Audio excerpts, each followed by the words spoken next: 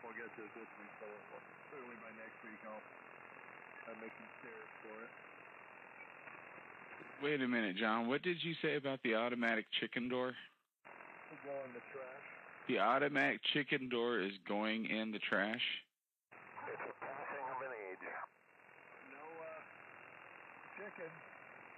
No chickies. A while back, I never bought it a picture. Mostly got rid of all the chickens. The chickens are gone. All dead. I mean, the last one we gave away. How many did you eat? I can barely hear you, but I think you asked how many we had at one time. I think the most we ever had was 11. Almost a dozen. What are you going to do for manure now? Probably buy it. The compost stuff too, so. Yeah, as little eggs as we use around here, the manure might be the more important part.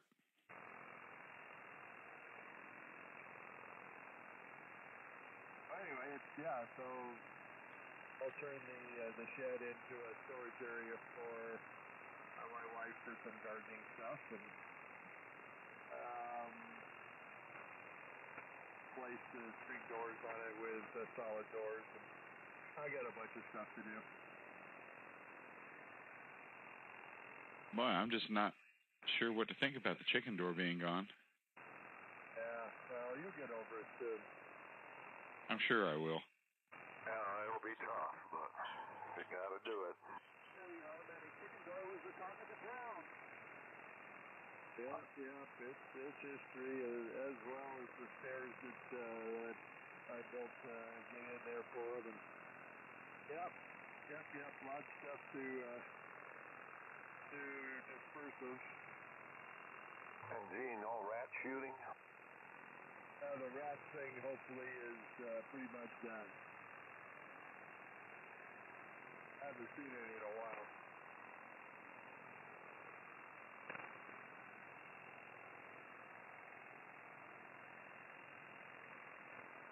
We don't have a whole lot of them little varmints around here. The owls seem to keep them picked up pretty well.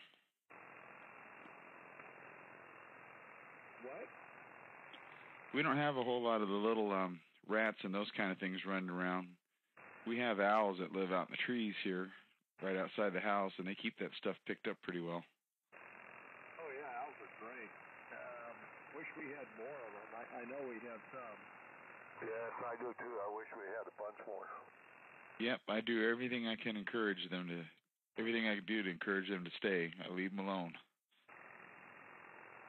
And we've been trapping ground squirrels, so saw another one yesterday. We've got 3 so far, 1 to go till the next bunch moves in. Next door and then ours, and that's pretty. I think it's pretty much taken care of now. The chickens are gone. There's no feed there.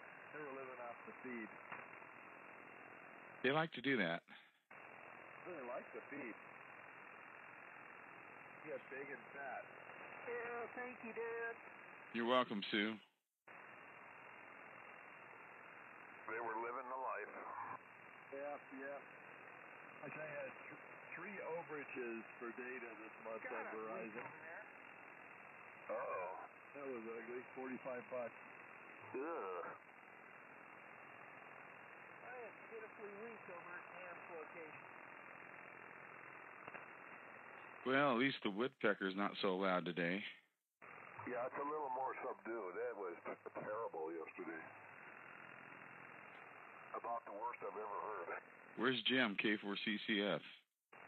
I'm just going to ask Jim, ask the same question.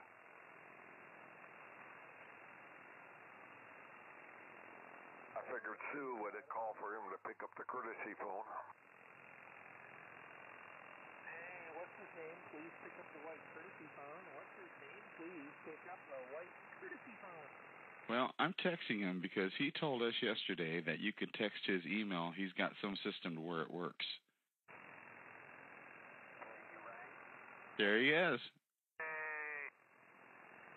Good morning. I'm multitasking at the moment, trying to get my little laptop going. Anyway, good morning, K4CCF. Good morning, Jim. You're not real loud, but you are Jim. Sound good here, Jim. Well, thank you. I have to hang my head in shame. I am QRT this morning because I'm recording Sunday morning for WM. Oh, I understand. Well, I'm sure we'll survive. With that good antenna, it still works. Well, as long as we have relay stations. Oh, don't eat any of this morning, I tell you. My goodness, you're strong.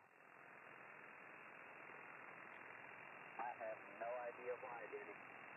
Powerful. Well, he sounds like a little pistol to me. I made a change to my redneck DVR recently, and I'm starting all over again, trying to get rid of RF on the signal, on the digital TV signal. Good morning, Jim. Hey, bud. Sorry we ran off and left you yesterday. We were kind of panicky. Well, you guys understand now that John and I need to upgrade. Can I buy you guys a book? It'd be my pleasure to buy a book and mail it to you. Yeah, but you'll have to go for an extra class. Yeah, I know. That book would be nice. The ASWRL book. An extra class is easy to get today. You fill out a form, you take your 10 ARRL box tops, put them in the envelope, and send it off to the FCC. Yep, that's it.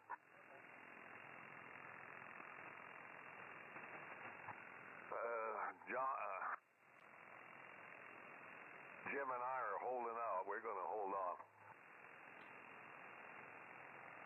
to our prestigious advanced class. That's right. We've got our licenses, and you can't have them. So what are you guys going to do when you get grandfathered to be in your extra class? I'll probably decline it. Excuse me? I don't think so. I'll be happy to do that. Why didn't they do that before? I had all those privileges.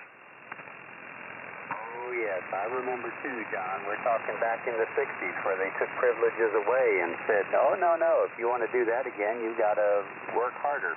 Yes, this is called the magic of incentive licensing. Actually, almost ruined amateur radio. Yeah. I think it did. Almost.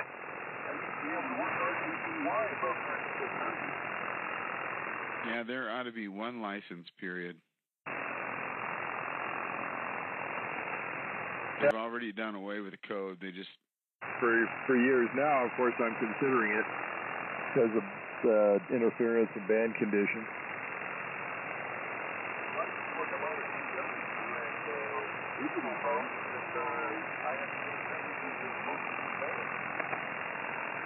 Relay, please. Bud went down that last time around. I didn't hear him too well. Yeah, conditions are just absolutely hideous this morning. Wow, you're loud. Yeah, I don't know. You sound awfully loud to me. Yeah, we're long enough. John, I hear some of you, but I can't hear all of you. And I've got something weird going on over here. For some reason, the radio is hesitating when it comes time to key. I don't know what the deal is, but it's weird.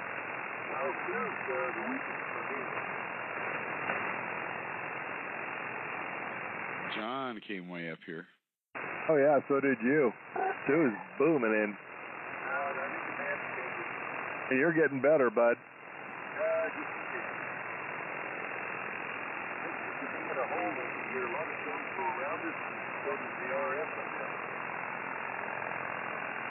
You're in the black hole of RF over there? Apparently so. Tries to get out, then it gets sucked back in, huh? Yeah, something like that. It has to do with locality. Yeah, light and radio waves don't leave. Yeah, they don't want to go down. You're flying around and coming back to find that stuff. Like living in Alaska, huh? Something like that, I guess. I gave up on that idea. I don't want to move to Alaska. It's too cold. Too cold, yes. Too cold and radio isn't so good up there. Nope.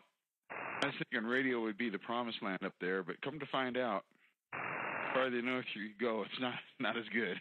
That's right. Having corresponded with people that lived up there, the radio waves are, the magnetic fields coming in at the wrong angle, and the radio waves are not particularly great. And it's cold.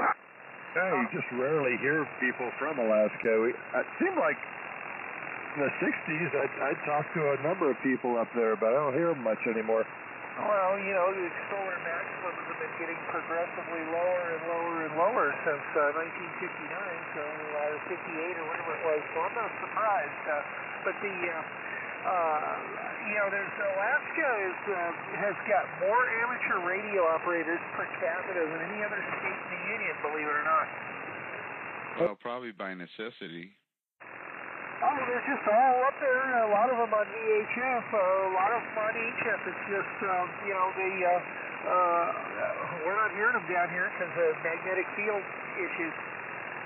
Oh, they're talking to each other on 80 meters and 160 or something? Yeah. I think a good place to live for amateur radio would be like Texas or Florida. Oh, boy, so they have the big signals. They do. Yeah, in the 80s, when we came back from overseas, I used to talk to a lot of them, but not so much. I don't hear many KL7s anymore. And now we're in Okinawa, of course, talk to them all the time, but yeah, that's funny. Yep. But the problem with Texas is if you have towers, is keeping them up in the air. WB7EGG. W6DAX. It's the second largest third world system in California. This is AM6LJ. AM60Q.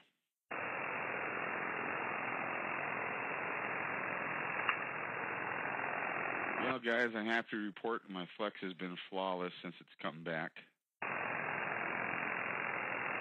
It was like 3 weeks ago.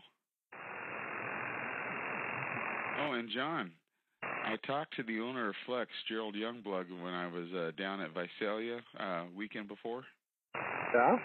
And I talked to him for a little bit. He started to demo the radio to me. I said, "Wait a minute, Gerald, I have one of these. That's not what this is about." I said, "I'm the guy with the fan that failed." And he looked at me and said, "Oh."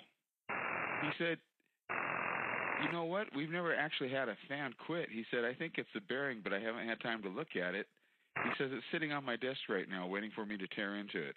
How about that?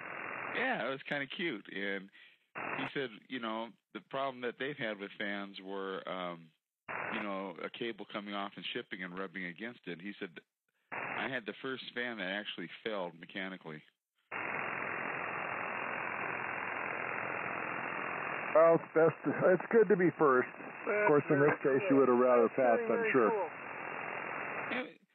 Yeah, it was kind of a fun conversation, you know, to have him tell me, "Yeah, your fan is sitting on my desk."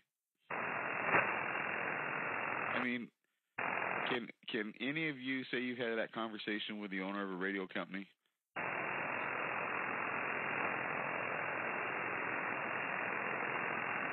I guess the answer is no.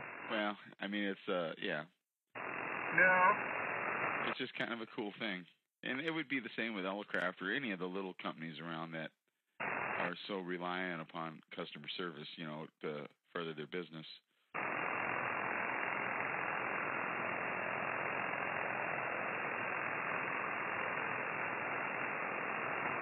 So it made the company seem a little bit smaller, didn't it? It did.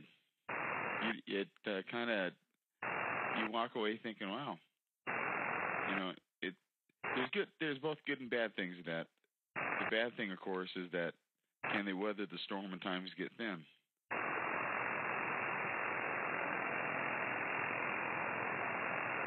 Well, there must have been something wrong when they molded the bushings, you know, the holders for the bushing. Something happened where, you know, wouldn't normally have happened.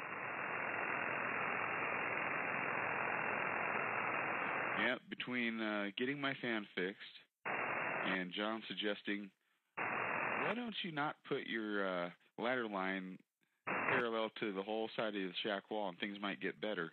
Those two things really helped. Yeah, can you imagine that? Well, it always worked before.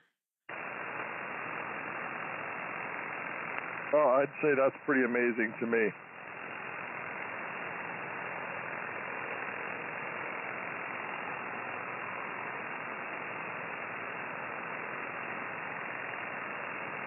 I just was looking at my Jameco order. Boy, they ship things nicely. Everything's in little plastic bags with numbers on them, and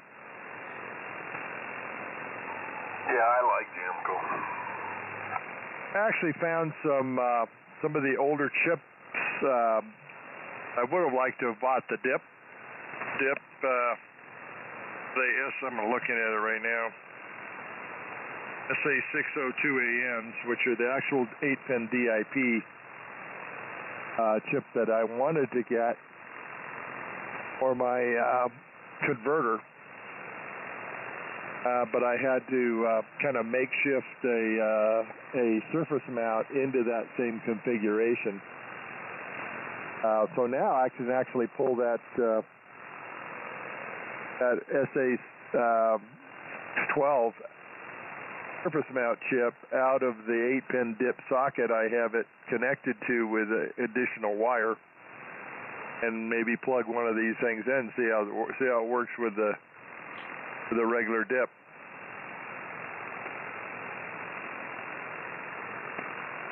I think it should be the same. Yeah, I wouldn't think there'd be any difference. Yeah, it just looks prettier. And I do like things to look nice. So, are you all done with the 160 meters conversion on your Collins, John? What was that? Are you all done with the conversion on your Collins? I think, well, this is not the external conversion in the box. I think so. Well, anytime you're ready to get on the air with it, let me know. I'm available. I'd love to test it. Maybe we can test it this evening if that's possible. Sure. Whenever you're ready, just send me a text. Hey, if you decide to do that, email me. I might be able to listen. Oh, okay, cool. I will. I'd like to... maybe I can get it, at least go up and listen. I'd like to try it again. I was a little disappointed last Wednesday. Well, yeah. I forgot that we had a bluegrass jam in town. Oh, yeah, I mean, that's great. You and Denny had things to do, and that's okay. I just didn't bother them. I would love to test it. Yeah, I would like to get on the air and see how it works. To this point, I've just confirmed that it does work. I've looked at it on the scope. I've listened to it, and adjusted it such that the output is where it should be, and well, it's all sitting tuned, ready to go. All I have to do is flip the switches, and it'll come on. But I need some time for it to warm up and all that. Well, I'll stream it for you so you can see it and listen to it tonight. Now that would be good. I'd like to see it.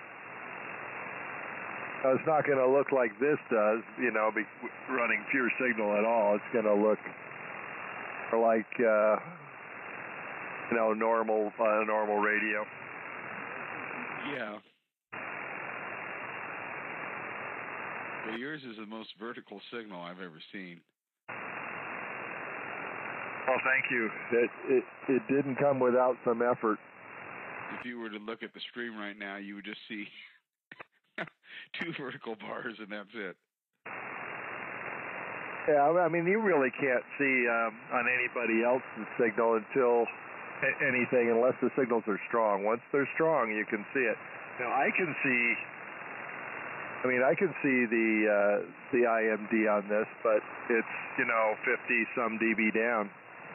Yeah, I can see it, too, because you're 10/9. So I can look down to the bottom, and, if I look maybe 30% up from the bottom, I can see it. Yeah, but that's how far down it is. Now, with one of the new ones, you know, I think they approach 70 or more.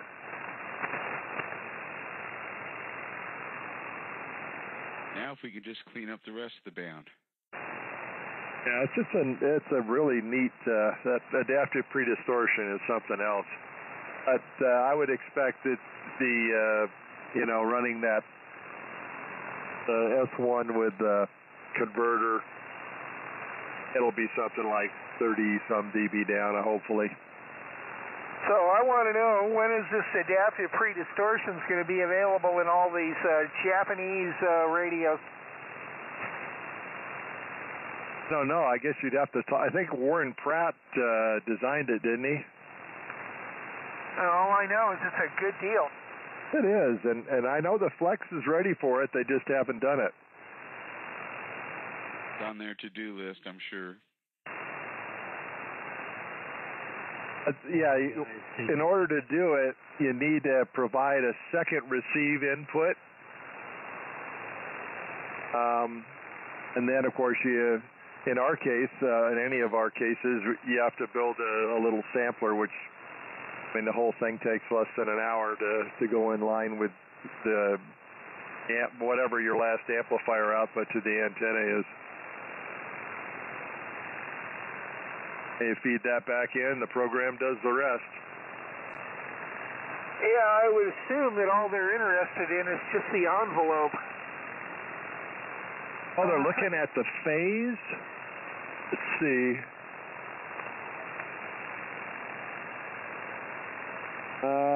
Yeah, I'm looking at the phase, and then I have a graph that it actually, one of them's totally diagonal and the other one's horizontal with the, and one of them shows the linearity of the amplifier, the correction amount that's applied, and where the amplifier actually is, you know, out of that. So it's the inverse that's applied to make it a linear.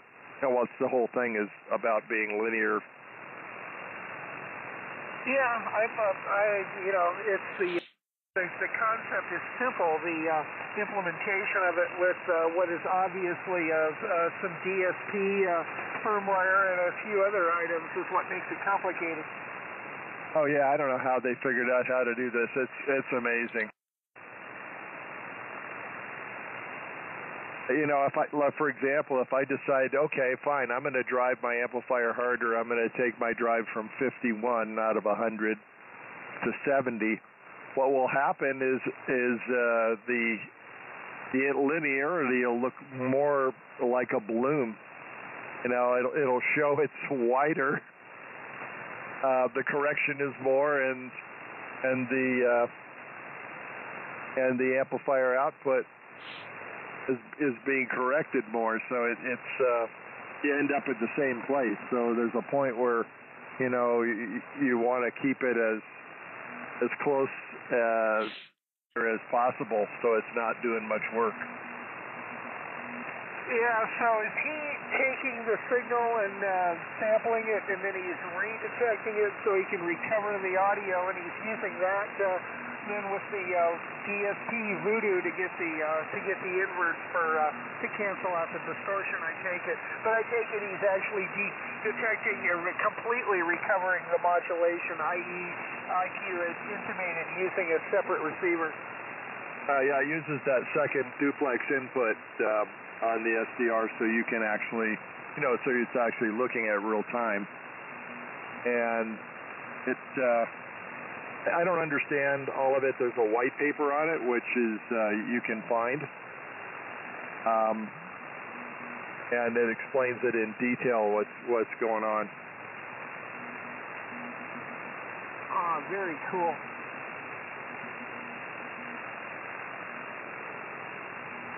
I hear CW. Yeah, so do I.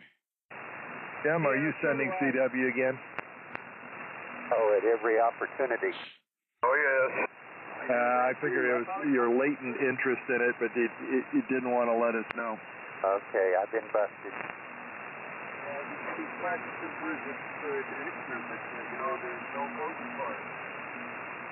I'm already a codeless because he's doing it while he's talking.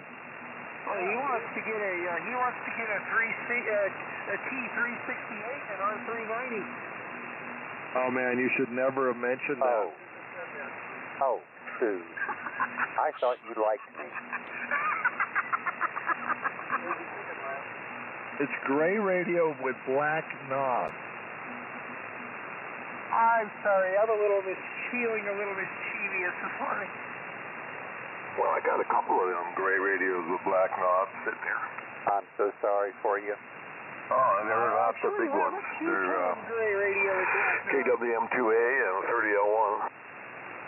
Now, I actually have a two-tone gray radio with black knobs. Yes, two-tone. Dark gray panel and light gray cabinet. Well, actually, three-tone. The ring around the front end is a different color gray. Because Barry's radio is a gray radio with black knobs. Yeah, my amplifier's gray with black. But would you consider the St. I guess they call it St. James gray? Is that right? Yeah, that's the older color, St. James gray, like your 75 is. Well, you see what Steve started? Or a 51J floor. But the gray radio with black knobs, that's a different shade of gray. That's really dark. Careful where you go with that shade of gray thing. Do it. The shades of gray, that's right. Shades of gray would come up. You know, you guys are making the Chinese radar actually sound good. Oh, we're trying hard. You don't have to thank us even. Don't thank us, Jim. Yeah, I think we've had enough discussion in regards to the 40 shades of gray. Yeah, I think you opened up a can of worms, too. My gosh, I can hear Bud. Good morning, Bud. Good morning. The band is shifted. Bud, I sent you a Gmail yesterday. I don't know if you got it. Something might be interesting to look at for you. Oh, I haven't checked my mail yet. Yeah. Check it out. Okay, after we get off, I got a few minutes. I can check it out. Yep, that sounds good. I want to go down to Topaz Ranch today and visit Deb a little bit. She's not sure if she's going to get that place or not, but she moved the horses over, so it's one step closer. Who's that, Bud? Oh, a friend I used to work with over at the park. Oh, okay. Yeah, he's maybe buying a place over here at Topaz Ranch, so it's a little bit of a title problem, but the lawyers are getting it worked out. Supposed to close escrow about May 29th.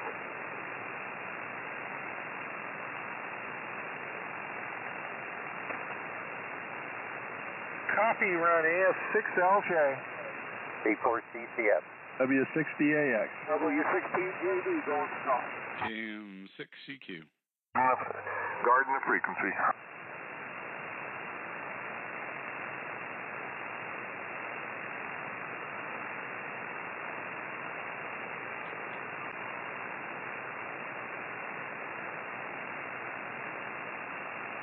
And this week the snow tires got to come off. 1st of May is the limit. Oh, you're using studs? Yeah, we use studs up here because of the ice. Yeah. Can you use those? Yeah, it's legal. Oh, I mean, over there in Nevada. Yeah, I think it's about the middle of April when they got to come off here. I just walked in, heard Nevada. What do they do about trucks? Do trucks do that? Nah, trucks don't use them. Just the weight's enough, or what? Yeah, the weight's enough. Usually, it's just not an issue if you need anything, you need chains. Probably bad enough they have to use chains. Well, yeah, you remember, you don't have that much ice over here anyway. It's a rare thing. Oh, really? We just don't have the moisture over here. Oh, I guess that does make sense. It's pretty dry. Yeah, that's all high desert. Yeah, so basically the only time you get ice is if it snows, if it melts and freezes. But I've seen freezing rain here a few times maybe, but it's very infrequent and doesn't last very long. That's good. Have you been getting some wind? I had some wind coming home. Boy, it was cold and windy yesterday, that's for sure. Okay, yeah, because it was blowing in the Central Valley. Yeah, it was kind of miserable yesterday. I was going to work out in the yard yesterday, and I turned it into a garage day, but I did get my garage spotless. But it was just too windy to be out there in the cold. Well, we drove our newer car down there, and that was kind of fun. Wife was using the seat massager most of the way, I think. I used it a few times. Do you have the accessory that rubs your shoulders while you drive? Doesn't rub your shoulders, but it, works your back and your bottom. It's pretty cool. Sounds like it. I think it's all done with compressors and, air. Oh, kind of like a medical device. Well, not quite. It doesn't vibrate. It just pushes out, and rolls, by inflation, I think. And, it pushes pretty hard. You've got two settings for the massage, whether it's low or high. But the seats are like 30 ways, so it breaks the seats up in a whole bunch of pieces. Oh, that's fancy. I don't have one of those. So it keeps your blood circulating then. You can get on the car that just happened to be there. Yeah. Yours is newer than ours, so. Yeah, the Crown Vic just has a lumbar support. Got those. Yeah, I mean, I can adjust the bolsters on the side. I can do the front of the seat. The top, the headrest, everything. Now, do you have a heater in the seat? Oh yeah, and cooler. Yeah, we have a heater and cooler, and also a heated steering wheel. Wow. Yep, has that too. That heated steering wheel, Ryan really likes that. Yeah, remote start, and it'll run up to 10 minutes, or you can, trigger it on, and if it's cold enough, it'll heat the seat and the wheel. Yeah. Or you can force it on and, change the level.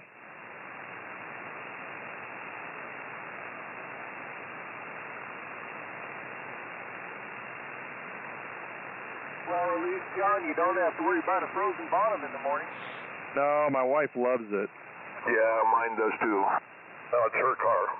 Yeah, it's like that other car is her car too. But my SUV has that too. It has the heat and cool. Doesn't have any of the automatic stuff. My truck has the heat, but that's all. I think the way it works is what hers is hers and what's yours is hers. I think that must work that way. That sounds good. Yeah, once you figure it out and quit fighting it, it's easy. Yep, I agree, Dan. Consider your body temperature for heat. What's that? Does the car consider your own body temperature before it heats it up? Oh, it considers the inside temperature. Once it hits a certain number, I don't remember what it is, it will fire up if you automatically start it, remotely, and it will, it locks you have to lock the doors first. And trying to put these thermostats in our houses so that energy can control our house temperature. We're running our heat pump today because I went to fire up the oil stove yesterday afternoon, and I couldn't get it to flow properly, although my oil's really low. So I don't know what's going on. We'll replace the filter and work on that Monday. I'm running the heat pump. I looked at the electrical, after I turned it on, and it said 8,200 watts, $1.75 an hour. Wow. Oh, that one's really sucking away. Well, that's without the heating elements on. Wow. Yeah, that's something. Ours is not near that voracious. Well, I use my I used my heater this last cycle quite a bit because I didn't really burn any wood, and it was $39 for the month. Yeah, that's not bad. Yeah, it's okay. You'd be happy to have that. Yeah, boy. We've had our heaters, and we've been running the same cost ever since 1994, zero. Oh, down there, you just open your windows if you need it to warm up inside, right? Well, not necessarily, although I have actually been in this room once when it was below freezing. Well, that's unusual. Our bill a couple months ago was $300. Doesn't bother me. Yeah, I mean, the oil I use about 1.2 gallons a day. It runs for 24 hours. It runs 24 hours continuous on low, and that cost about. I think this last fill up was like I think it was about $2.70 a gallon. Yeah, that's pretty economical for you. I think it's probably less than running the heat pump, but it's still not cheap. I've got 175 gallons over here you can have. I know, it's just no way to get it here. That's the problem. Oh, there is, too, a way to get it there. You have to pump it into a container and then pump it out of the container. And it's been sitting there for years, hasn't it, or has it? Over a year now, so I wouldn't use it. Well, there is something you put fuel to keep it from growing stuff in it, or what? I don't know if well, it's the algae is the problem.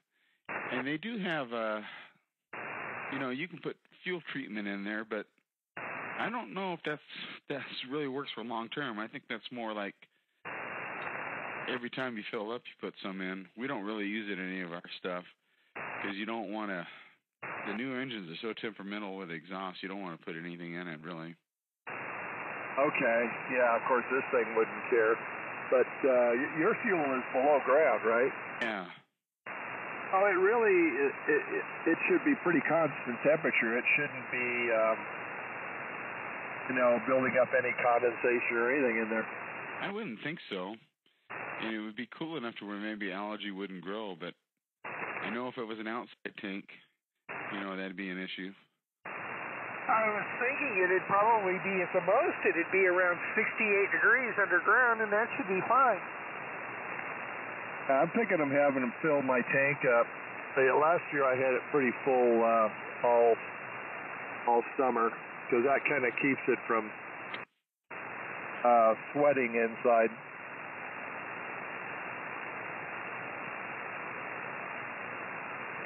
Well, I don't know much how the diesel heaters have worked, but I don't think I'd want them to get low if it's relying upon a lift pump to get it out. Oh, this is all gravity here. Oh, non-issue then. Yeah, that's not an issue, but it was pretty low. So I actually had 5 gallons sitting there that I had bought, I don't know, it was probably 6 months ago, 4 or 5 months ago when my son-in-law, they did the tractor work in the backyard. And I put that in there. But anyway, something's awry. I was surprised that the newer diesels, like my son's got one that's a couple of years old, and it's mandatory you put Blue Death in it. Yeah. And if it gets low, it cuts the power back of the truck to about a half. All right, what's Blue Death? Some kind of diesel fuel treatment. I don't know what it actually does. Dan would know, maybe. Well, it's an exhaust treatment. What it does, it injects urea into the exhaust system, and that does something to it aids the catalytic converter in doing a better job or something. It's a mess. Yeah, I know about that. Okay, now I know what you mean by Blue Death. I know all about that. It's kind of a Band-Aid to get rid of the particulate emissions. Yeah, they call it Blue Death because the boxes are blue that it comes in. Oh, okay. So yeah, my son was down javelina hunting down in Arizona, New Mexico, I guess, Arizona somewhere. And his got low. He had trouble pulling the trailer till he get to a place where he could get some more.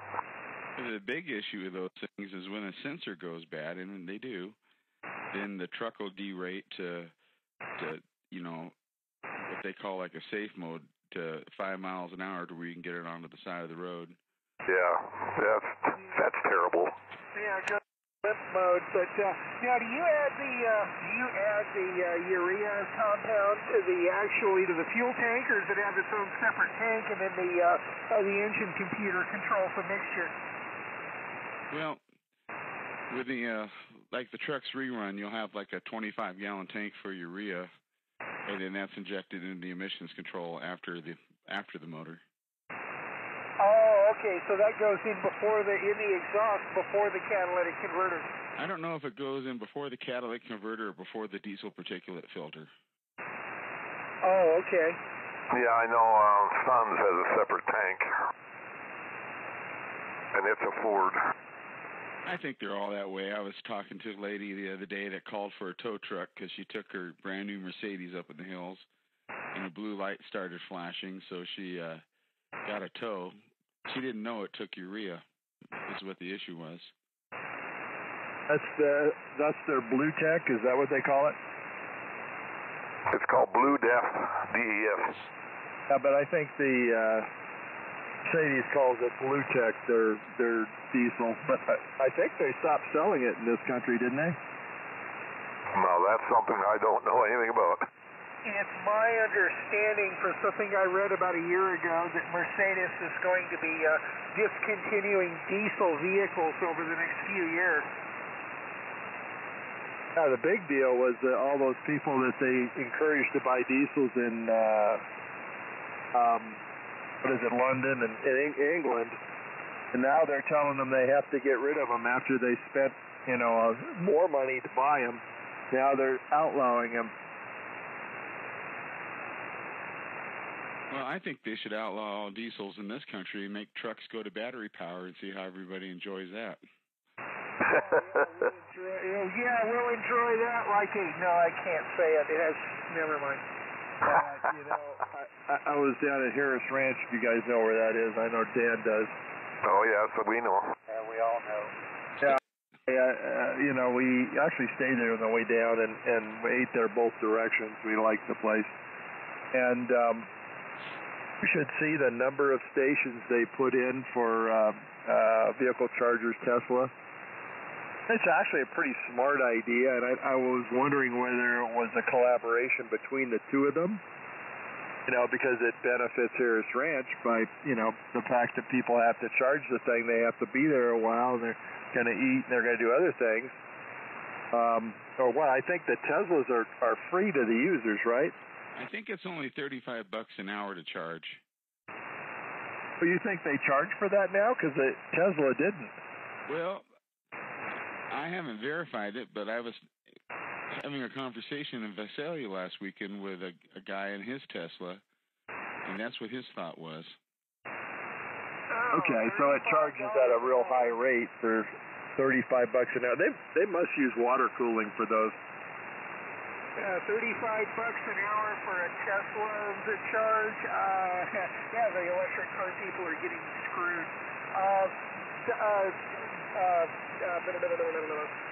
John, here we go. I'll get it out. There is a real good video on what's inside of a Tesla battery pack, and the cooling is quite interesting. They are liquid. The batteries are liquid cooled, but it's done by surrounding the batteries with this water jacket that they weave in and out between the rows of batteries. Yeah, I would think that's how you'd have to do it. You'd have to flow water in between all of this stuff and to cool it down, because you can't charge it at, what do they charge at, 100 amps or something, 75 or 100 amps? Oh, it's a whole bunch.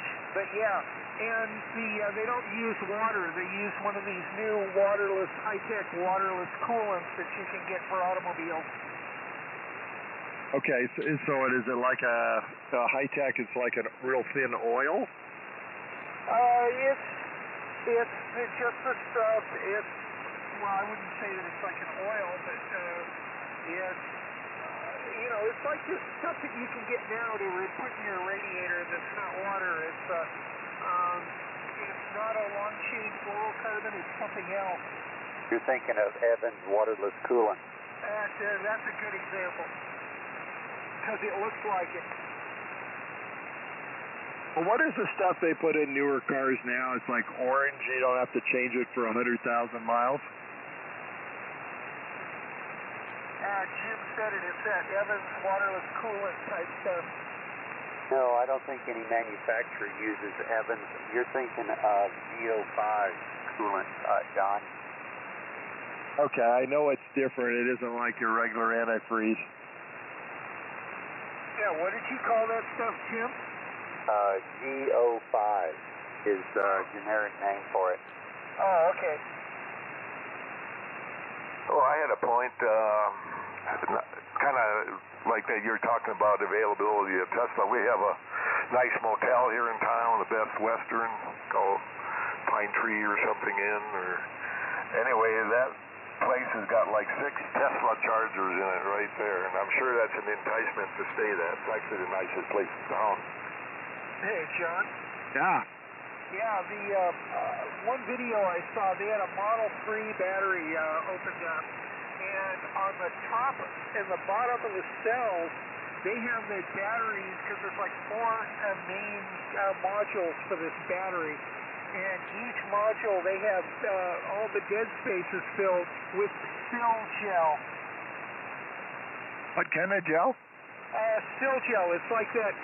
It's like the stuff they make those funky rubber heat sink insulators out of. Okay, all right. So that's the contact surface to make sure that it has contact? Yeah, and they fill in all the dead spaces with it. Yeah, I mean, I would think you really have to take the heat away. So somewhere in the vehicle there's a radiator and fans that exhaust the air, right? Yes, it's up front. It's up front underneath or behind the front grill and in front of that plastic tub that they call a trunk. Well, all of that, actually reduces the actual efficiency of the vehicle. Yeah.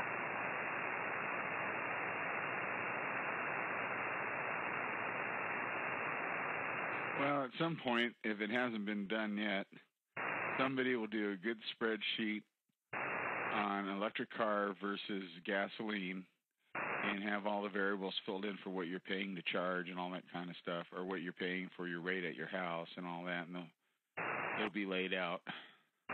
Well, I was, $35 an hour to charge. You take an hour to charge. Let's say you get 500 miles range out of that charge. Now you can go to the filling station, take your regular car that has a 500-mile range, and you can put $24 worth of gas in it and travel the same distance and maybe further. Well, no, I think the point is that they're bringing the charge to you en route is why it's so expensive. Oh, it has gone from being a free, gratis thing to now a paid.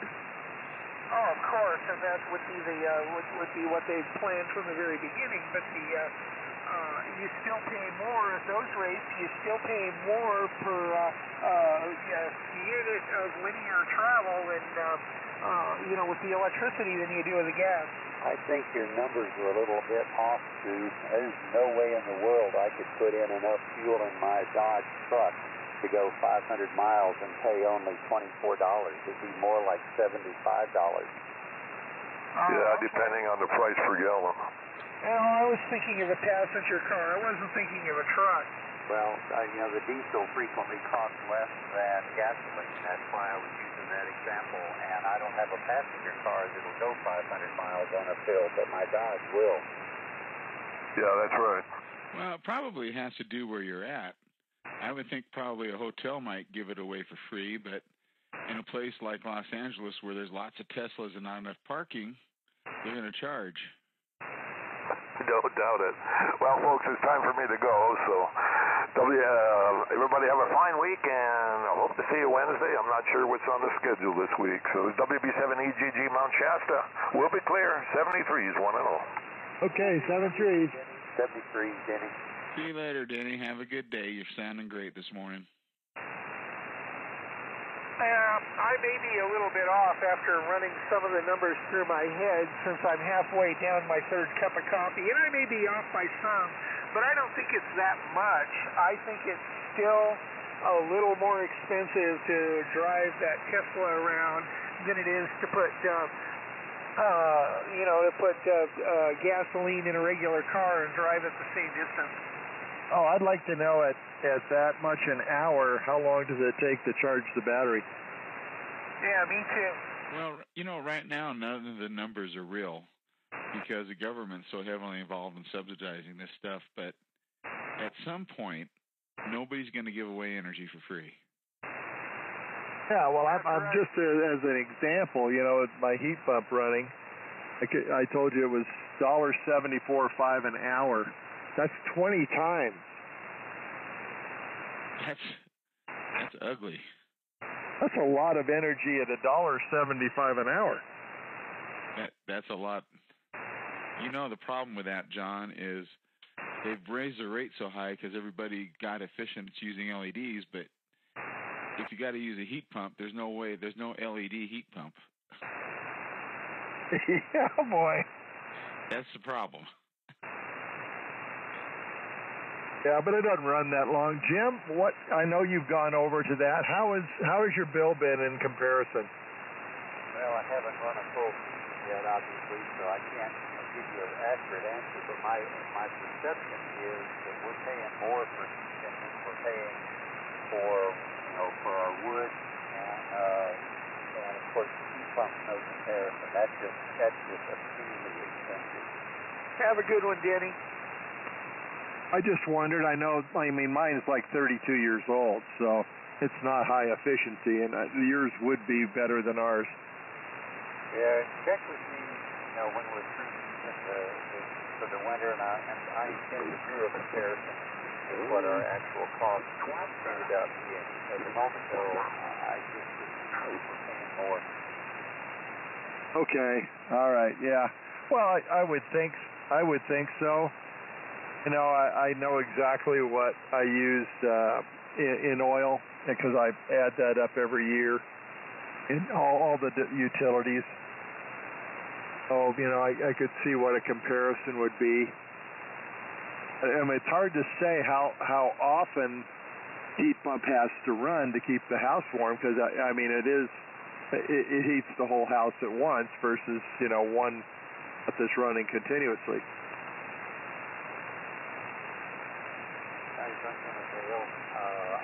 I've got a bad interference problem, and I can cut back my power and still care enough to record it. So I got to keep Diane happy.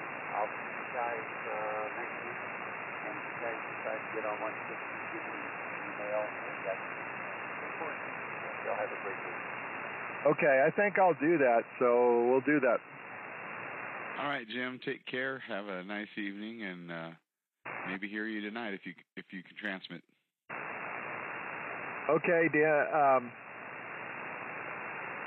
okay, we'll see you later, Jim, and Bud, you take care too. Yeah, okay. You guys going to be on 60 or 160 Wednesday? I don't know, but I want to try 160 tonight. Send me a text and then I want to listen. It certainly won't be, I don't think, before 7 o'clock because, it's not even dark. Okay, well, maybe I'll take a listen over there. Maybe I'll just listen on the NPR. I'll send out an email or a text and an email for Jim. Okay, yeah, 73 all W6JD. Okay, 73.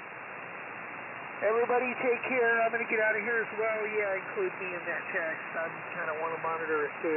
Take care, everybody. AM6LJ signing. Have a J, Sue. W60AX. All right. See you later, Sue. See you later, bud. You guys have a good day. KM60Q. Yeah, I wonder how that's going to work out for these guys. I really thought it was cheaper, free for them to go over to Harris Ranch and use it. They have at least 20 charging stations now. Well, maybe it is free at Harris. I think a lot of it's going to depend on, where the charging stations are. But I don't know. It'll be eventually at some point we'll find out what it really takes to run a car versus gas, that kind of thing. Yeah. Well, while I was gone, I was able to, both little trips there, we were able to watch the house, through the camera system remotely, log in, log out, and look at, all of them as an 8-camera view or as individually. That was cool. And then I have the controls for the lights, number of lights that I've got in the house. They're all on separate programs, probably like you're running. Yeah, pretty nice, huh? Very cool. Very cool. Yeah, it works well, and you can also set it up to where it'll randomly turn on lights while you're gone, or you can program them when to come on to make it look like it's lived in. Oh, yeah, all kinds of random programs and stuff that you can just enable. It's really simple. Yeah, you don't have to set timers. You don't have to set up 5 timers before you leave on a trip somewhere anymore. Oh. You just hit the random button and go away. Yeah, well, this one, you'd enable the different sets of lights that you've set up, and, you can have a different program for each one of them. Yep, exactly. So I do that, and I park my cars in the driveway and go away. A week or so, and it's apparently worked fine. My daughter and son-in-law live next door. They said, oh, the lights were going on and off all over the house. The whole issue there is as long as your network doesn't get disconnected from the internet, which I don't have that issue, but that would be a problem. Yeah, I thought that too, but I couldn't see it or control it. That happened while I was over at Carmel, and I lost the connectivity to the video. I had it part of the way over there, and then when I came back, it was blinking like it had gone down and come up and didn't reconnect properly. And I reset the router, and then everything came back, and it's been fine since. But I was told that the programs ran for the lights. Yeah, they do. So, like, if I lose an internet connection or the power goes off the house, that's fine. Once the power is restored, everything goes back to where it was. Yeah, this has a separate box that plugs into the router power, and evidently that was one of my wonders. Well, like what happens if you lose the connection? Does it continue to run the routine? And evidently the answer is yes. Yeah, let me look here. I've got 2 boxes that plug into my router because they're 2 different systems, but it does continue to run the routine. And once power is restored, it goes back to the way it was.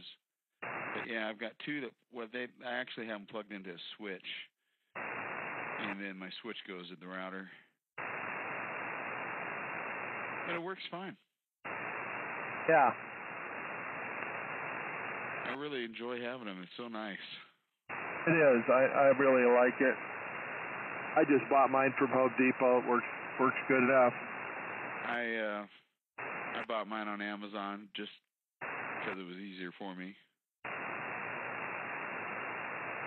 Yeah, the bulbs are more expensive, but they work on Zigbee, which is the same program that my remote metering is for the smart meter. Oh, yeah, I'm familiar with it. And that's a pretty good deal. I mean, this remote metering works really well. Yep, what I tried to do with mine, I picked one system, and I try to stay with that system. It just makes it simpler. Yeah. It's just amazing how cheaply you can do, like the camera system was really not very expensive. It's a wired system, but it was not tough. Yeah, it's actually simpler is better with this stuff. You know, the fewer components you need, the easier it is to set up and make work and keep going. You know, it's not like it used to be where it was complex. This is the second camera system that I've had in the house. The first one I got for Christmas, and we upgraded to an 8-camera system then. And from the same company, but it lasted all that time, just the resolution stunk. And so, a year ago I upgraded the system and put it in, with the 1080p stuff. What it does is it actually has a slightly lower resolution. It's probably 720 or 480p, something like the way it comes up. And if you want to select the higher resolution for a particular camera, you just bring up another icon on that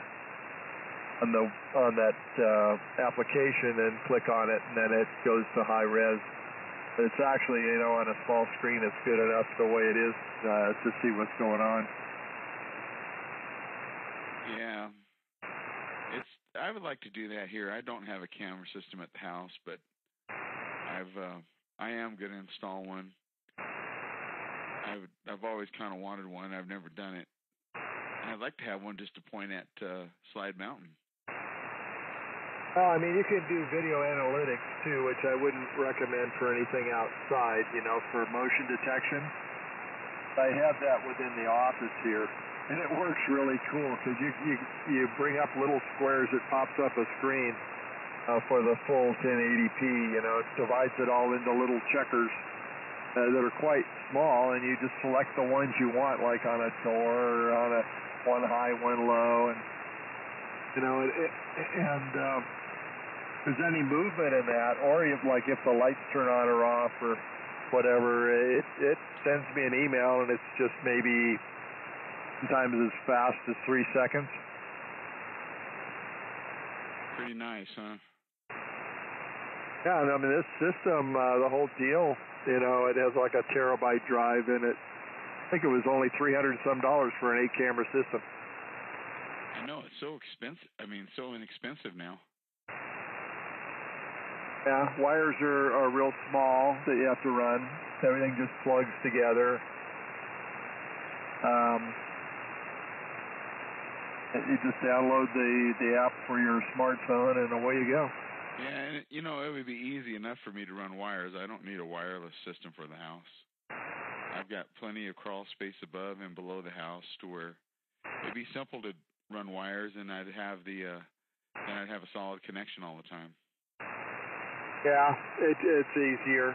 Well, not easier. Initially, it's more difficult, but I have them running, and it's just, like I say, the wires are probably 125 thousandths, so an eighth of an inch, something like that, and the standard lengths, I think, are 60 or 62 feet.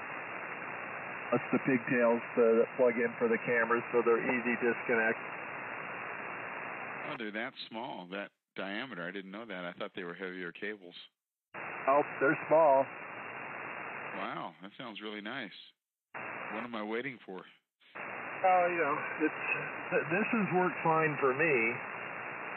The other one never failed. I mean, I had it in there for about 8 years, and it was still running. I couldn't believe it. What I don't want is to get one that's cloud-based with a subscription service.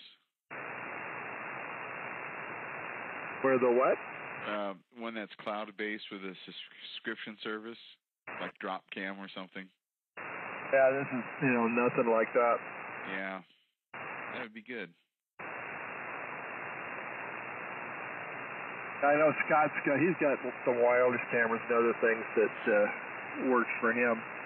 Oh, Scott's probably got something that'll hang you upside down if you walk in the wrong spot. Yeah, it probably opens up the ground and they disappear.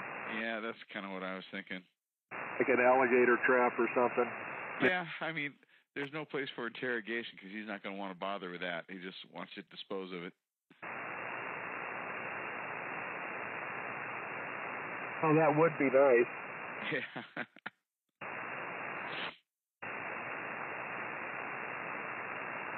Oh, maybe he'll get on tonight if I get on there. I think I'd like to try that. I really would like to see how it's going to work. Yeah. Well, I'll be ready for it. So whenever you get ready, let me know, and maybe we'll even hear from Bud.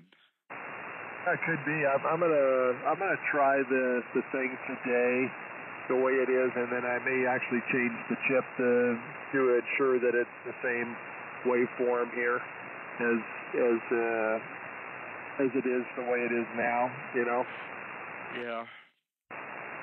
And then it'll replace the existing chip with the older style that's actually an 8-pin dip package that plugs into the socket I put in. Well, it's a good time of year to check it out because the noise floor is so low right now and quiet. The last couple of weeks, it's been great. Well, good. Thank you very much, and I'll be contacting you, I expect. Yep, I'll plan on it. Well, I'm going to get some breakfast going, John. Yeah, well, we're going to do the same thing here. So take care, Dan, and I'll talk to you later. All right, John. Great talking to you this morning, and have a good day, and we'll catch you later tonight. 7-3 KM60Q. Okay, 7-3. Take care, WSJT-X.